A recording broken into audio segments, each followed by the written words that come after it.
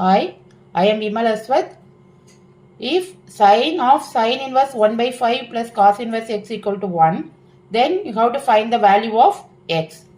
So here to do this problem, you have to remember that is sine inverse x plus cos inverse x equal to pi by 2.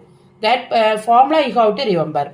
So using this, you have to bring the sine to here. That is sine to RHS, sine to RHS and sine inverse. So you have to replace 1 by sine pi by 2. Then next here you have to get that is sine inverse 1 by 5 plus cos inverse x equal to pi by 2. Sine inverse 1 by 5 equal to pi by 2. That is bring cos inverse x to this right hand side. Now using the formula we can find this sine inverse 1 by 5 equal to sine inverse x. From this we found the value x equal to 1 by 5. Thanks for watching.